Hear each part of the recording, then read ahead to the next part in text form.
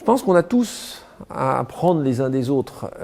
Il est évident que de manière globale, la chirurgie humaine est plus avancée que la chirurgie vétérinaire. Les soins qu'on apporte, que ce soit à nous humains ou à nos animaux, l'idée est la même. Et on a tous à apprendre en regardant un petit peu quelles sont les réflexions des uns et des autres, dans quel sens on est allé, quels ont été nos succès, nos erreurs. Et ainsi, en échangeant les uns avec les autres, je pense que chacun peut en tirer bénéfice.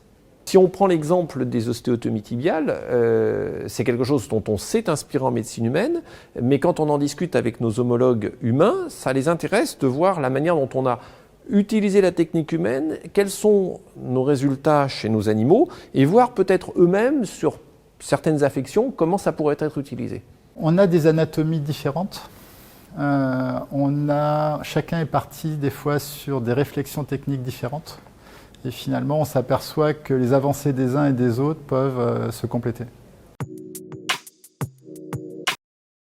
Quand nos premiers maîtres ont commencé l'arthroscopie il y a 25-30 ans, c'était un petit peu des pionniers. À l'époque, les méthodes et les techniques étaient relativement, on va dire, c'était surtout de l'arthroscopie exploratrice et un tout petit peu thérapeutique. Et aujourd'hui, on développe énormément de choses sous arthroscopie. On a de plus en plus de gestes thérapeutiques. On évoquait ensemble tout à l'heure la rupture du ligament croisé. C'est des choses que maintenant on envisage de traiter entièrement sous arthroscopie, un peu comme le font nos collègues humains. Donc non, il y a plein de choses à développer.